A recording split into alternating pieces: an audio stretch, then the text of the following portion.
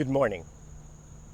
As we come together in spirit for this ceremony, many of us can recall the fear and anger that cut across our society when the United States was attacked on the morning of September the 11th, 2001.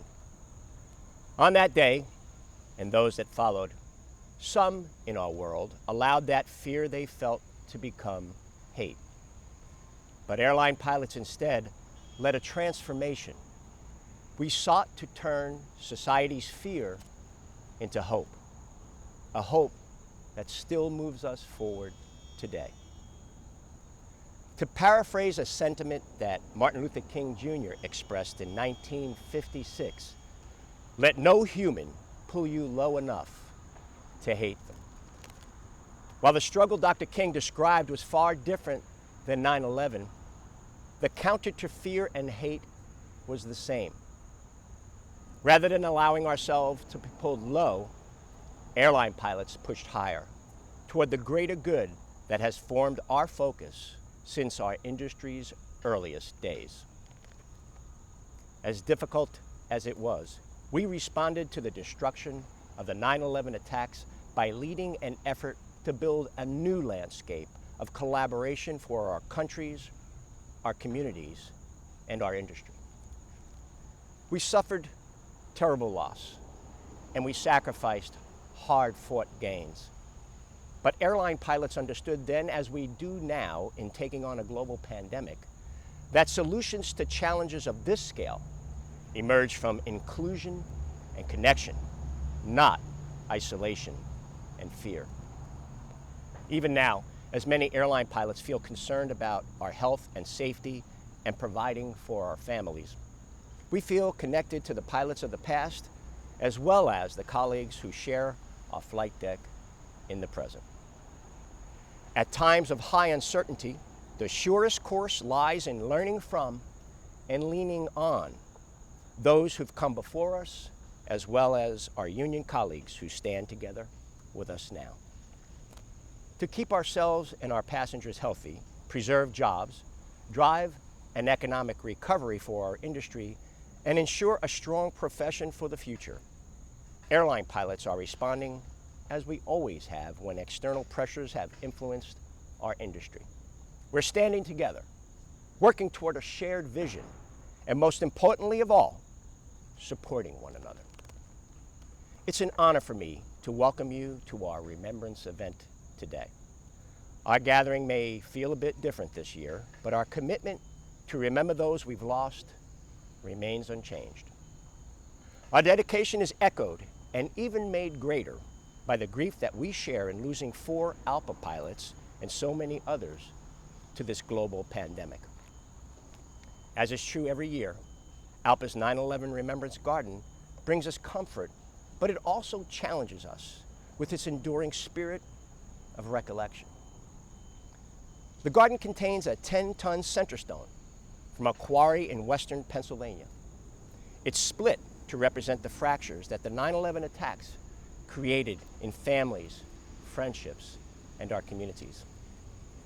The 2 sentry stones at the entrance came from a quarry just a few miles from the field in Shanksville, Pennsylvania, where United Airlines 93 went down. This garden also includes a portion of the outer wall of the Pentagon and 2 sections of steel I-beams from the World Trade Center. Originally dedicated on September the 11th, 2006, the 5th anniversary of the attacks, ALPA's Remembrance Garden invites us to recall what we've lost. But it also inspires us to honor the memory of our fallen now and in the future by standing together and emerging stronger, even during the most difficult times. It was about this time 19 years ago, at 8:46 a.m., that hijackers flew American Airlines Flight 11 into the North Tower of the World Trade Center in New York City. Terrorists flying United Airlines 175 hit the South Tower 17 minutes later. At 9:37 a.m., hijackers flying American Airlines Flight 77 struck the Pentagon in Arlington County, Virginia, and at 10:03 a.m., United Airlines Flight 93 crashed into a field near Shanksville. we witnessed the senseless deaths of not only the passengers and crew on board, but of the courageous first responders. Mothers, fathers, sons, daughters, husbands, wives, and loved ones. They died that day, but their legacy invites us to take meaning from that day. At this time, ALPA United Master Executive Council Captain Todd Insler will share his perspective. Hello, I'm Captain Todd Insler, Chairman of the United Airlines MEC. Thank you for taking the time to remember the thousands lost 19 years ago in the terrorist attacks on 9/11. Our thoughts remain with the families of the passengers, crew members, and first responders, and all the innocent victims killed and wounded on that horrific day. Their loss and sacrifice is forever etched in our memory. Today, we also reflect on how the American people, especially those of us in ALPA, came together to ensure our passengers and crews would safely fly again. At the time, it was the worst downturn in travel ever to hit the industry. Now we are faced with another grave challenge to the viability of our industry, but we should take inspiration from the lessons learned after 9/11. Just as we were required to focus all of our strength together then, the ongoing pandemic will take dedication and sacrifice to safeguard our future. After 9/11, we showed the power of unity. We came together as a country and industry to make our skies secure. We did it through hard work, courage, and the tenacity to do what had to be done to dictate our future. We took inspiration from the courage shown by the first responders who rushed towards the cockpits in the flames. We took inspiration from those heroes on the ground and in the air. They did not sit back and let events unfold. They made hard decisions to take action in the face of uncertainty. Ultimately, their selfless sacrifices saved the lives of thousands. Our industry and nation recovered after 9/11 by focusing on the collective good. Our union, ALPA, helped rebuild commercial aviation by focusing the world's attention on our common goals of safety and security. Through it all, airline pilots were on the front lines when passengers needed us. Only a few days after the towers fell, we honored the heroes of 9/11 as we took to the skies and soared again. In the months and years that followed, we made the tough decisions needed to protect our careers and came through it all to be here today, and we are stronger. Let us never forget the courage shown on that day and how it inspired us to rebuild our industry. Let us draw from that experience and reservoir of strength once again, today, when we need it in the face of our latest threat. For ALPA, the 9/11 crew members were all part of our aviation family, and they are still missed. Now, ALPA Canada President Tim Perry will relate his thoughts. Good morning. It is my honor to speak with you this morning and pass on my sincere gratitude for this community, our ALPA family, and the brother and sisterhood of airline pilots to which we belong. In remembrance and mourning of the terrible events that took place on this day 19 years ago, I want to turn our attention to the strength, solidarity, and resolve that has emerged from within us.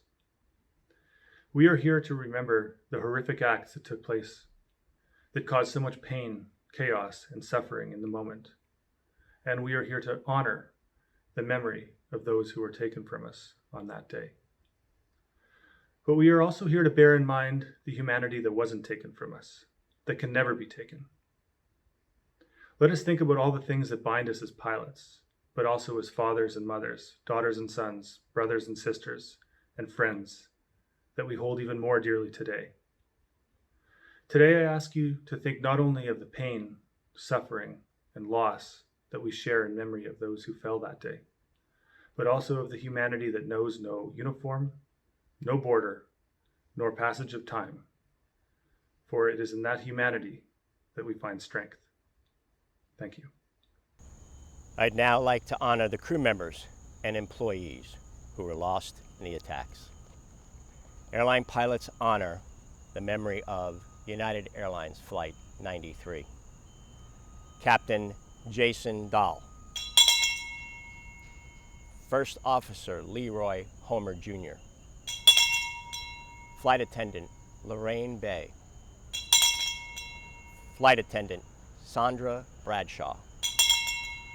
Flight Attendant Wanda Green. Flight Attendant C.C. Lyles. Flight Attendant Deborah Welsh. United Airlines Flight 175. Captain Victor Saraceni. First Officer Michael Horrocks. Flight Attendant Robert Fangman. Flight Attendant Amy Jarrett. Flight Attendant Amy King. Flight Attendant Catherine Labori. Flight Attendant Alfred Marchand. Flight Attendant Michael Thoreau. Flight Attendant Alicia Titus. Customer Service Representative Marianne McFarland. Customer Service Representative Jesus Sanchez. American Airlines Flight 11. Captain John Oganowski. First Officer Thomas McGinnis. Flight Attendant Barbara Arestagui. Flight Attendant Jeffrey Coleman. Flight Attendant Sarah Lowe. Flight Attendant Karen Martin. Flight Attendant Kathleen Nicosia. Flight Attendant Betty Ong. Flight Attendant Jean Roger. Flight Attendant Diane Snyder. Flight Attendant Madeline Sweeney. American Airlines Flight 77. Captain Charles Burlingame. First Officer David Charlebois. Flight Attendant Michelle Heidenberger.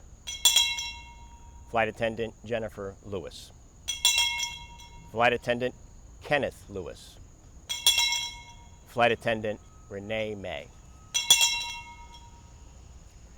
At this time, I'd like to invite Captain Bill Couette, ALPA's Vice President Administration Secretary, and Captain Joseph Genovese, ALPA's Vice President Finance Treasurer, to place a wreath before the garden stones.